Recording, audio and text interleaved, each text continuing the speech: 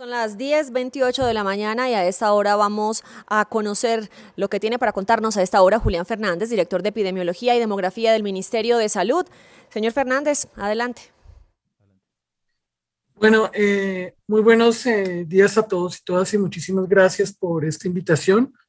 Voy a tratar de hacer una presentación corta, resaltando lo que yo creo que podría ser el aprendizaje de Colombia con respecto al manejo de la gestión de la pandemia. Hay varias cosas interesantes que creo que pueden servir de modelo para la región, así como aprendizajes y lecciones que nos deja también para nuevas pandemias. Entonces, voy a comenzar. Brevemente, voy a hacer una síntesis de la evolución de la pandemia en el país, eh, algunos hitos del manejo de la pandemia en Colombia. Me voy a referir al Plan Nacional de Vacunación contra el COVID-19 y voy a terminar con unas reflexiones muy generales sobre las lecciones aprendidas por el país. Voy a comenzar con el primer punto. Al día de hoy, Colombia acumula ya casi 4 millones de casos confirmados. Estamos, como es un hecho públicamente conocido, en el momento más crítico de la pandemia. Acumulamos adicionalmente la proporción y el número absoluto de casos activos más importante, más alta de toda la historia de la pandemia, y el número reproductivo básico, dada la limitación del número reproductivo efectivo, es superior a 2. Tenemos una ocupación de unidad de cuidado intensivo que se ha mantenido muy alta, en 87%. Sin embargo, no tengo tiempo para entrar en detalle, pero es conocido por todos nosotros que la pandemia en Colombia, al igual que en otras regiones del país, es asincrónica y heterogénea, es decir, es diferente espacial y temporalmente. Muchas regiones del norte del país, para los que son extranjeros, cercano o más bien del Caribe colombiano, tuvieron picos tempranos que ya están presentando una franca reducción, como Barranquilla, como Riohacha, como Maicao, como Santa Marta, tempranos con relación a lo que pasó en el interior del país, en donde se comenzó después, pero actualmente tenemos picos muy importantes, particularmente en números absolutos en la ciudad de Bogotá, pero también en otras regiones del interior del país, como como el propio departamento de Cundinamarca y en varias regiones del eje cafetero que se ha mantenido con una alta ocupación. También muchas regiones del oriente del país que no habían presentado picos importantes previamente, como es el caso de Casanare, pues, picos tan altos previamente, o como es el caso de Arauca, presentaron picos importantes. Muy de resaltar en esta curva este comportamiento, eh, y es que observamos nosotros, acá ustedes ven el promedio móvil en esta línea naranja, que el ascenso que habíamos tenido en el mes de marzo había comenzado a presentarse una reducción de la transmisión hacia finales de abril y hacia el 27, 28 de abril, y posteriormente comenzó a observarse un incremento muy importante en mayo. Las causas de este comportamiento, de esta mellita, probablemente son multifactoriales: la presencia de nuevos linajes, la disminución de la percepción de riesgo y un efecto que es difícil de cuantificar también, asociado, al menos correlacionado temporalmente, con las aglomeraciones sociales que se presentaron en el país. Muy importante resaltar como un indicador muy sensible la positividad, que se mantiene muy alta, cercana al 35%. De las muestras son positivas.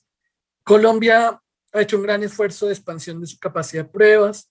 Ahorita quizá lo vamos a ver, pero pasamos de tener capacidad de hacer las pruebas de COVID solamente en el Instituto Nacional de Salud en más de 100 instituciones en todo el país, y llegamos a hacer más de 100.000 pruebas diarias en los momentos más críticos, como los que estamos viviendo ahora, y al día de hoy hemos acumulado más de 12.600.000 pruebas de PCR aplicadas y 6.2 millones aproximadamente de pruebas de antígeno.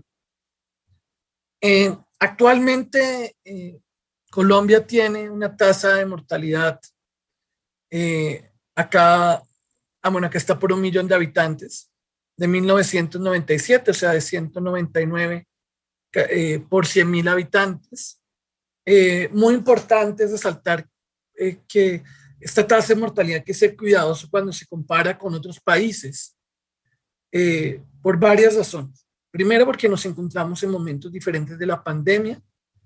Segundo, porque es evidente que muchos países aparentemente tienen una tasa de mortalidad más baja, pero porque tienen un subregistro de mortalidad importante, de mortalidad por COVID-19. Colombia, en cambio, además de la vigilancia epidemiológica que detecta muertes día a día por COVID-19, tiene un proceso de vigilancia demográfica articulado con el Departamento Administrativo Nacional de Estadística y la Dirección de Epidemiología, que consiste, y por supuesto el Instituto Nacional de Salud, que consiste en la búsqueda a través de unidades de análisis, a través de cruces de bases de datos, a través de autopsias verbales, de nuevas muertes que son reclasificadas retrospectivamente.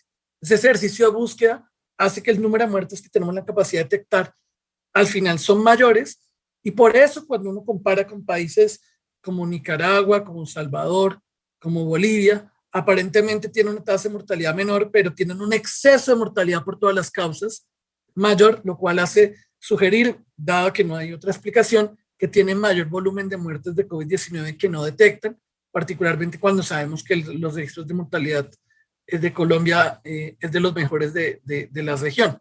Entonces acá hay, como parecido a lo que pasa con Bélgica en Europa, hay también un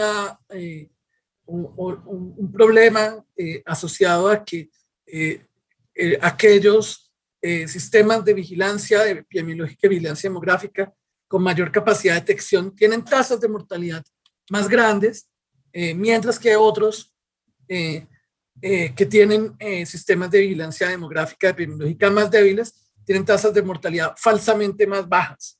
Por eso es importante calcular otros indicadores que también son difíciles, como los de exceso de mortalidad.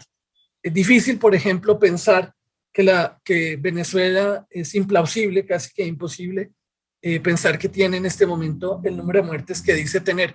Probablemente estamos hablando de un volumen de 10 veces más lo que reporta, sobre todo cuando tenemos antecedentes de bajos registros de mortalidad. Colombia ha entrado en esta curva que vemos en la parte de arriba, en una meseta de mortalidad con un alto número de muertes en las últimas semanas, que ha llegado a un promedio móvil superior a 600 muertes por fecha de función en los últimos días, que es un alto volumen que de nuevo se explica por el contexto social que ha hecho difícil, sobre todo durante el mes de mayo y abril, la sostenibilidad de las medidas asociadas a un proceso de movilización social complejo, más otras explicaciones como mencioné. Cuando lo vemos por fecha de inicio de síntomas, acá observamos la misma mellita, la caída en abril y subidas de mayo, lo cual dice que no es por pruebas que se presentó esa caída y ese nuevo ascenso, no es por falta de pruebas, porque acá lo estamos viendo en muertes. Por supuesto, acá los últimos días no son válidos, porque acá hay personas que todavía no han muerto porque comenzaron síntomas más tardíamente. Entonces, pero nos permite ver esta medida. Muy importante, ahorita lo voy a ver cuando hable del Plan Nacional de Vacunación, que cuando observamos esta realidad de un alto volumen de muertes, se nos olvida que de no haber sido por el Plan Nacional de Vacunación, el número de muertes observadas sería mucho mayor. Quiero que observen cómo este es el comportamiento durante toda la pandemia, desde el 2020 hasta el día de hoy, de las muertes diarias por fecha por grupo de edad, por fecha de inicio de síntomas, quiero que observen la curva fucsia, que son los mayores de 80 años. Durante el pico de julio-agosto y el pico de diciembre-enero y el periodo entre picos, la línea fucsia siempre aportaba el mayor número de muertes. Esto a pesar de que los mayores de 80 años, que son los remuntados por la línea fucsia, son aproximadamente 1.1 millones de personas, tiene una letalidad muy alta. Sin embargo, la vacunación ha logrado, miren que esta línea fucsia durante el pico actual ya no está punteando y se ha aplanado. Ahorita lo voy a mostrar con un modelo matemático, pero si utilizan su imaginación, pueden fácilmente visualizar que de no haber vacunado, esta línea fucsia, ubíquela por favor en abril-mayo, hubiera estado ubicada en la parte de arriba. Y el volumen de muertes que estamos observando podría ser mucho mayor, como voy a mostrar. Y de hecho, miren lo bonito de la vacunación. Misma situación con la línea amarilla 70-79 o con la línea verde 60-69. Miren que primero le pegamos a los mayores de 80. Luego le pegamos, miren línea amarilla, yo sé, tal vez no están viendo el cursor, pero en la parte de abril-mayo, línea amarilla, luego le pegamos a los de 70-79 y luego le pegamos a los de 60-69 más lentamente. Se ha dicho, tal vez de una manera algo desinformada, que el virus ahora ataca más a los jóvenes. Hay que precisar eso un poco. Lo que estamos viviendo actualmente en Colombia y en otras regiones del mundo es un hipercontagio en todos los grupos de edad. No es que de repente no hay evidencia de eso, que el virus se haya vuelto más agresivo en los jóvenes, sino que hay un hipercontagio en todos los grupos de edad, con la diferencia afortunada, porque tienen mayor probabilidad de complicar y morir, y hubieran explicado un exceso de muertes mucho mayor de no haber estado vacunados, con la diferencia que los adultos mayores estaban vacunados en una alta proporción al momento de este pico. Entonces, claro, la línea negra tal vez, si observamos un incremento importante de las muertes, el 50-59, en donde todavía es necesario buscarlos activamente aunque dan cobertura, y menor, pero también importante, de 40-49. En los menores de 40 hay un incremento con respecto a su comportamiento, pero si ustedes se dan cuenta, y menores de 20 son muy poquitos, de hecho menores de 20 casi quienes se ven, de tan pegados que están al eje X.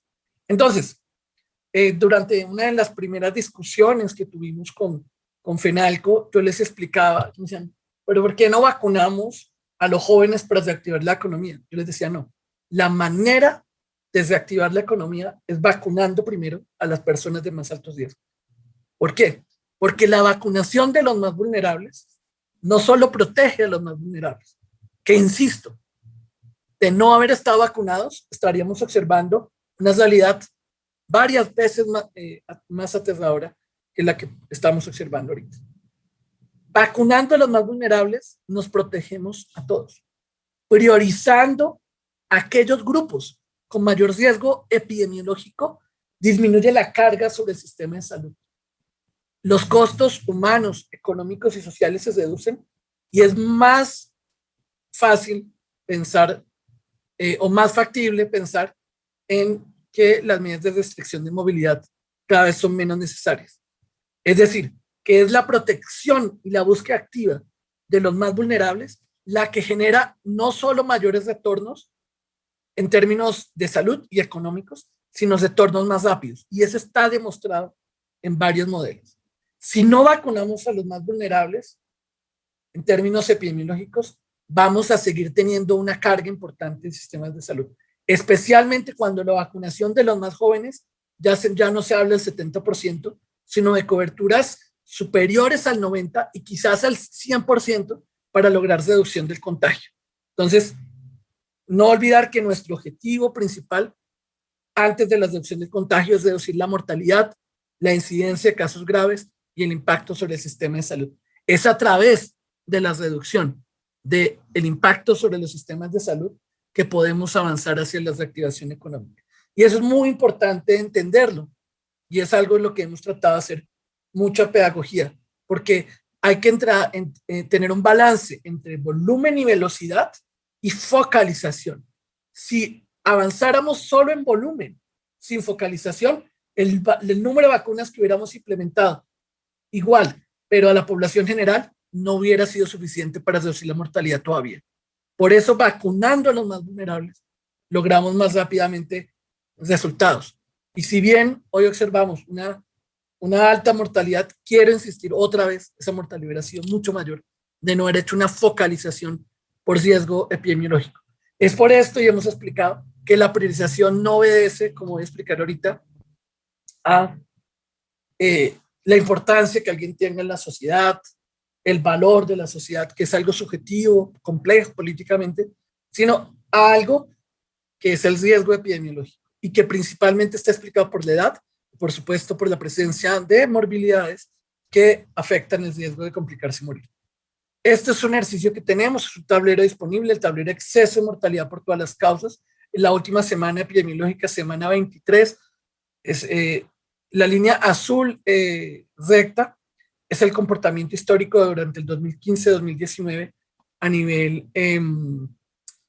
nivel nacional, con su respectivo intervalo de confianza. La línea roja es el comportamiento en el 2020 y la línea azul clarita en el 2021.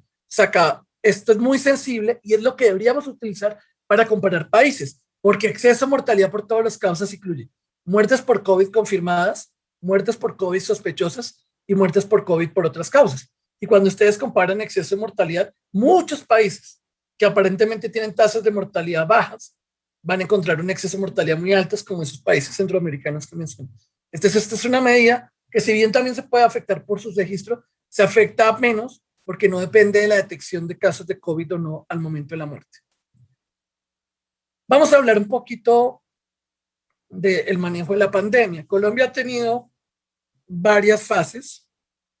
Una primera fase que se denominó de estrategia de aislamiento preventivo obligatorio, en donde se implementaron estas cuarentenas generalizadas con un descalonamiento que comenzó a ser gradual ya en la siguiente fase en junio, en donde el objetivo que se logró fue primero a incrementar la percepción de riesgo por parte de la población, educar a la población sobre la presencia del COVID-19 que era desconocido. Incluso muchas personas no creían que iba a llegar a Colombia y que iba a tener el impacto que iba a tener. Nos dio paso también para expandir la red diagnóstica a cientos de laboratorios para que lugares que nunca en el país tenían un laboratorio de biología molecular lo llegaran. Para expandir, por supuesto, la red de atención. Colombia duplicó, de hecho, más que duplicar, ahorita la vamos a ver, pasó de 5.000 a más de 13.000 unidades de cuidado intensivo. Y, por supuesto, en esta fase muy importante, que evitar un alto contagio, que en ese momento hubiera tenido un impacto muy grande sin que el sistema de salud pudiera responder. Para tratar de mitigar los efectos sociales y económicos de estas medidas, Colombia, al igual que muchos países, comenzó en junio a hacer un descalonamiento gradual hacia un aislamiento flexible, en donde uno de los pilares fue la implementación del programa PRAS, con la búsqueda activa de casos y el aislamiento de sus contactos. El objetivo también era reducir los múltiples efectos que el aislamiento estaba teniendo sobre la salud de varias poblaciones, particularmente niños, niñas, adolescentes y mujeres, tales como violencia intrafamiliar, obesidad infantil, desnutrición, inseguridad alimentaria y problemas de salud mental, muchísimos impactos que estaba teniendo y que está teniendo todavía secuelas de ese aislamiento. Por eso en septiembre se pasa a esta fase de distanciamiento individual responsable, que comienza con la preparación del Plan Nacional de Vacunación, que arranca oficialmente el 17 de febrero, en donde reconocemos que el virus va a seguir existiendo, se van a seguir presentando contagios, pero que nuestro objetivo es mitigar el impacto que tiene en mortalidad a través del Plan Nacional de Vacunación. ¿Cuánto? 10. Listo. Acá observamos estas mismas fases, voy a ir más rápido, igual las ideas principales las que insistí al principio. Yo voy a ser muy responsable con el tiempo. Estas mismas fases que se asocian también al comportamiento de la curva. Muy importante, nosotros siempre decimos, cuando se hacen las comparaciones, o bueno, no nosotros, digamos muchos expertos, cuando hacen las comparaciones entre países, le dan una importancia muy grande al papel de los gobiernos. Y se olvidan de los determinantes sociales, de los determinantes estructurales del contagio, la informalidad laboral, las condiciones de vivienda, el estado nutricional de la habitación, de la población, el acceso efectivo a servicios de salud. Que claro, hay una responsabilidad de los gobiernos, pero no en el marco de la gestión de la pandemia, sino histórica. No es lo mismo gestionar en Corea del Sur una pandemia con una población que tiene una mayor formalidad laboral, un mayor ingreso, una mayor condición de vivienda que hacerlo en Colombia. Por eso las comparaciones de países también tienen ese problema. Tiene que compararse cada país con lo que hubiera sucedido en ese país bajo otro modelo de gestión. Eso es muy importante considerarlo porque no se nos puede olvidar el papel que tienen los determinantes sociales. Muy importante, acá es solamente algunos de los hitos, el fortalecimiento de capacidades, llegar a 180 laboratorios, ahorita se me escapó el número, pero aquí está, de la Red Nacional de Laboratorios, el fortalecimiento de la vigilancia en salud pública, en la cual Colombia tiene una gran fortaleza, un modelo para el mundo de vigilancia epidemiológica liderado por el Instituto Nacional de Salud, el incremento de las unidades de cuidado intensivo, el fortalecimiento de la telesalud, que es algo que tiene que quedarse después de la pandemia, a más de 120 millones de atenciones, el fortalecimiento del programa PRAS, la implementación de protocolos de bioseguridad, trabajo en casa, medidas de autocuidado y, por supuesto, el Plan Nacional de Vacunación. Esto es un poco varios hitos importantes, el fortalecimiento y la formación del talento humano en salud, las atenciones domiciliarias, que como dije es algo que se tiene que quedar después de la pandemia, el acceso a vacunas y a nuevos tratamientos, los estudios de seroprevalencia en los cuales Colombia fue pionera en América Latina, llevado a cabo inicialmente en 11 municipios, que nos permitió evaluar el impacto. Ya mencioné a PRAS y bueno, otros que no tengo tiempo para mencionar. Ya había hablado del Plan Nacional de Vacunación, entonces esto me permitirá hacerlo muy rápido. El objetivo del Plan Nacional de Vacunación, en su primera fase, como dije, era priorizar para reducir más rápidamente la mortalidad, la incidencia de casos graves. Y por ser una población especial, proteger a los profesionales de salud que son indispensables para la respuesta.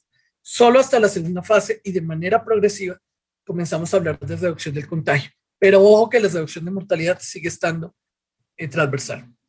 Algo que tenemos que explicar es que el plan se basa en evidencia científica, pero también, por supuesto, en principios éticos. La equidad, avanzar simultáneamente en todo el país. Claro, dificultades operativas hacen que a nivel rural se avance más lentamente que a nivel urbano, pero con la llegada de vacunas como la de Janssen y la unificación de etapas, vamos a compensar esa equidad. El enfoque diferencial, mesas de trabajo con indígenas, con comunidades afros, que permiten reconocer los saberes y adaptar el consentimiento que ya no es individual, sino que es un consentimiento colectivo a los saberes de estas poblaciones.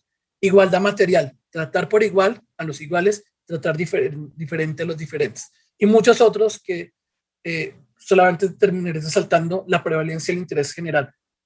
La idea, y podría dar miles de ejemplos de eso, no es hacer lo que es mejor para cada individuo, sino lo que es mejor para los colectivos. A veces eso coincide, pero a veces no. Y nosotros tenemos que constitucionalmente, y así lo manda también la ley estatutaria, velar por la primacía del interés general sobre el particular. Estos son los grupos. Resaltar que incluimos también grupos claves para la sociedad, como los docentes, para permitir la reactivación. Entender que no tiene sentido, de verdad, que me llegan un volumen de 200 solicitudes, que los músicos de la Fundación no sé qué, Batuta, que los albañiles, que los pintores. Si todos están priorizados, nadie está priorizado. En la práctica no vamos a avanzar con velocidad. Entonces, esta fase de priorización fue importante en ese momento para entender el riesgo epidemiológico. Y todos tienen riesgo, pero es riesgo de miles de veces que tenían los adultos mayores y personas con comorbilidades.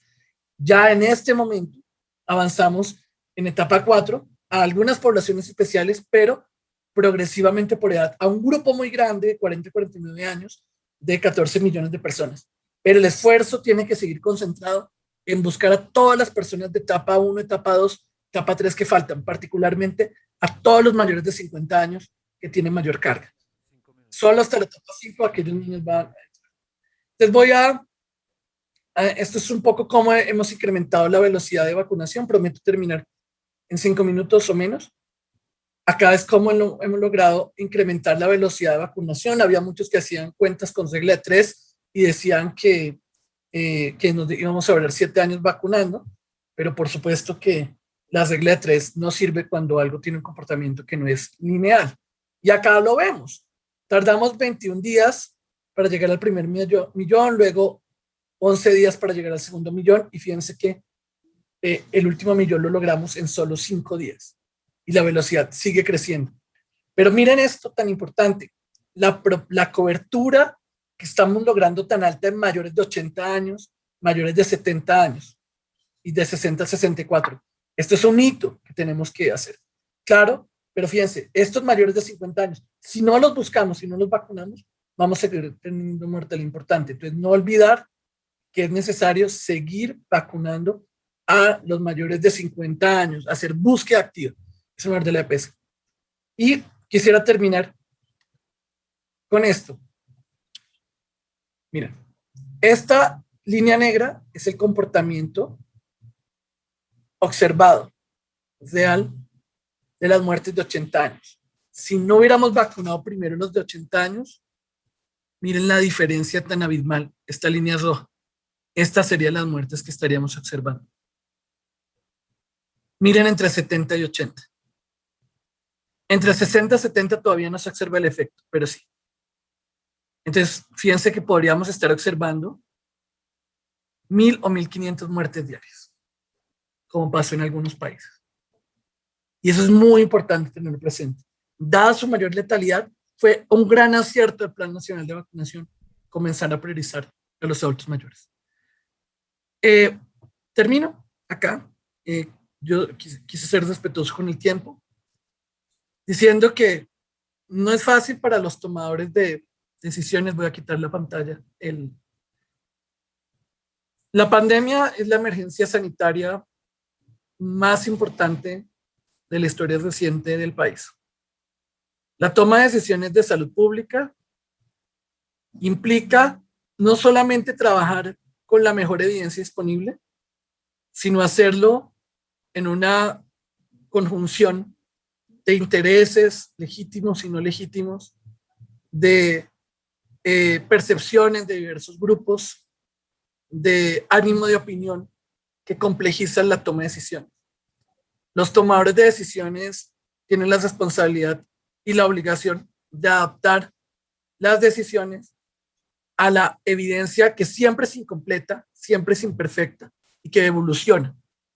Se nos debe juzgar no por haber tomado la mejor decisión, sino por haber tomado la mejor decisión con la información que teníamos en ese momento.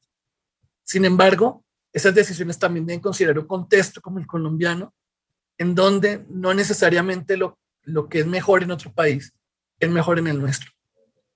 Creo que por primera vez, además, todos los sectores, más allá del sector salud, han reconocido que la salud pública es eminentemente intersectorial. Nunca antes habíamos tenido tantas mesas en donde se sentara el Ministerio del Comercio, el Ministerio de Hacienda, Deportes, Cultura, Ciencia y Tecnología con salud. Muchos otros problemas de salud pública deberían ser abordados con mayor entereza desde una perspectiva intersectorial, reconociendo que la salud es un capital común y que identificando que las responsabilidades para actuar sobre las determinantes sociales de la salud no pueden y no deben recaer solo en el sector salud, podríamos proteger incrementar este capital compartido que es la salud. Esperemos que eso quede como aprendizaje de la pandemia, así como las múltiples capacidades que se han adquirido. Esa es mi intervención y muchísimas gracias.